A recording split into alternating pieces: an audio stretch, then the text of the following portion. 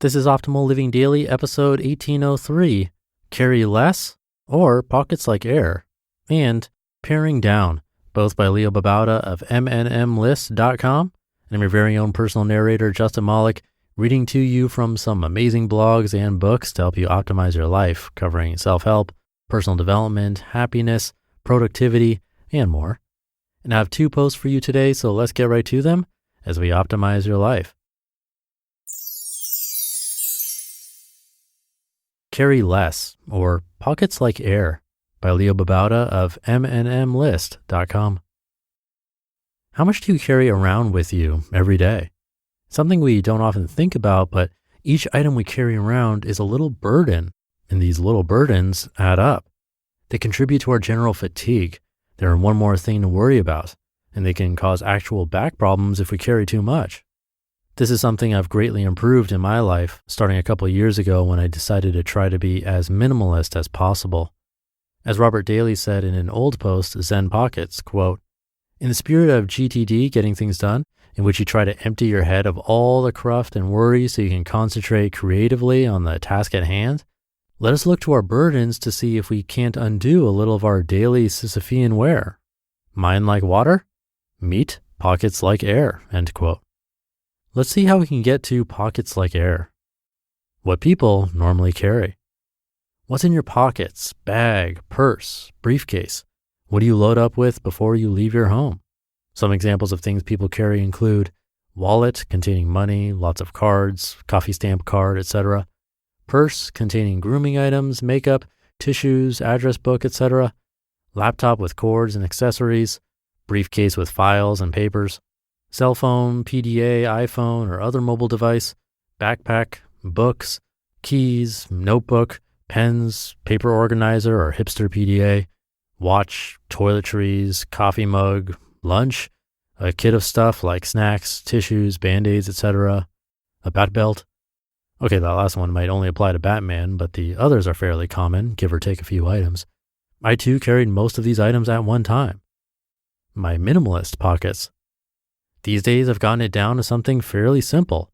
Phone, keys, although when I'm not actually driving, I only bring the remote control unlocker for the car, not the keys, and slim wallet, actually just a money band with ID, debit card, and cash. And that's about it. Sometimes I'll bring a book, other times a notebook, other times a laptop and a backpack if I'm going to do some writing. It depends on what my plans are. You'll notice I don't carry lots of electronics around. I'll only bring the laptop once or twice a week. I don't have a watch. I don't have much in my quote-unquote wallet. I don't have any grooming products. Of course, my shaved head helps with that. How I got to minimalist.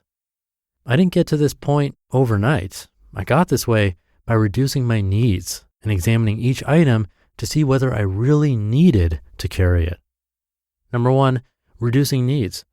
As I mentioned, when I decided to shave my head, it meant I didn't need any grooming products. Now, I'm not saying you need to shave your head, but consider finding ways to reduce your need for these products by simplifying.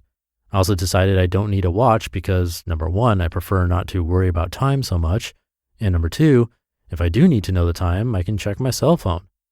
I decided I don't need a mobile device such as an iPhone or BlackBerry because, while it would be nice to check email or look something up online or check out my website or business while I'm out on the road, I'd rather not have that constant distraction.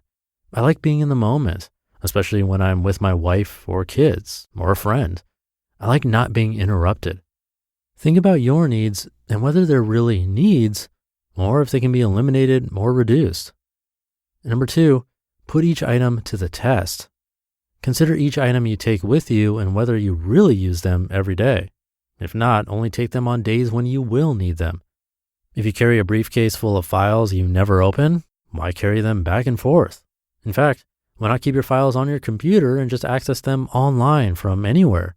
If you have a purse or a messenger bag, make each item in the purse or bag pass this critical test. Do you really use it all the time? Do you really need it?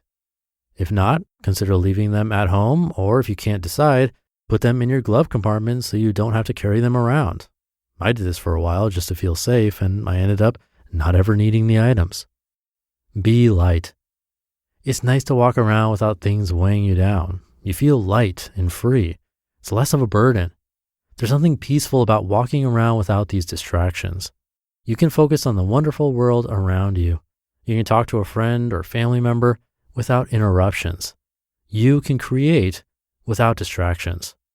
Walk lightly and be light in your heart. And I have another article from Leo coming right up, but first, thank you to NetSuite. If you're a business owner, you don't need me to tell you that running a business is tough, but you might be making it harder on yourself than necessary. Don't let QuickBooks and spreadsheets slow you down anymore. It's time to upgrade to NetSuite. Stop paying for multiple systems that don't give you the information you need when you need it. Ditch the spreadsheets and all the old software you've outgrown. Now is the time to upgrade to NetSuite by Oracle, the world's #1 cloud business system.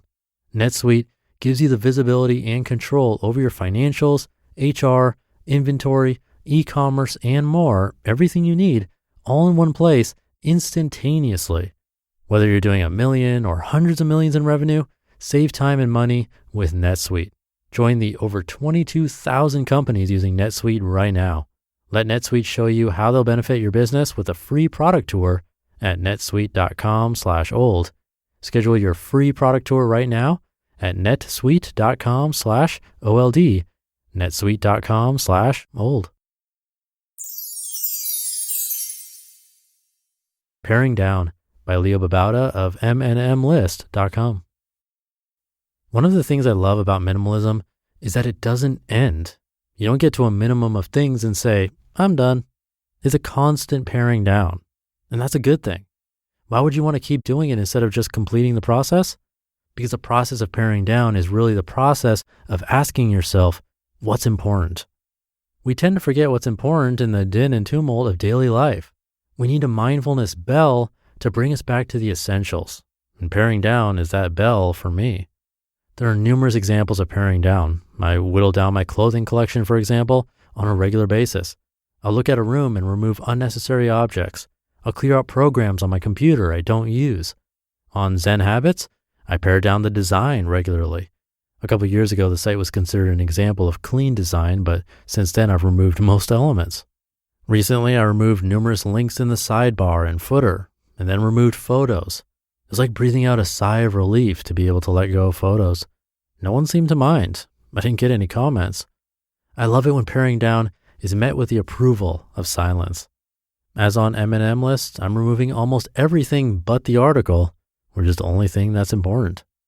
Paring down has been a beautiful way to hone in on the essentials, to be mindful each day of those essentials. I think that's a necessary thing these days. You just listened to the posts titled Carry Less or Pockets Like Air and Paring Down, both by Leo Babauta of Mnmlist.com. It's true if you look at zenhabits.net or mnmlist.com, that's minimalist.com, they are super minimal, especially mnmlist.com. It really is the article. It's refreshing to see that. And I'll keep this ending nice and short for you today. Have a great rest of your day, and I'll see you in the Wednesday show tomorrow, where your optimal life awaits.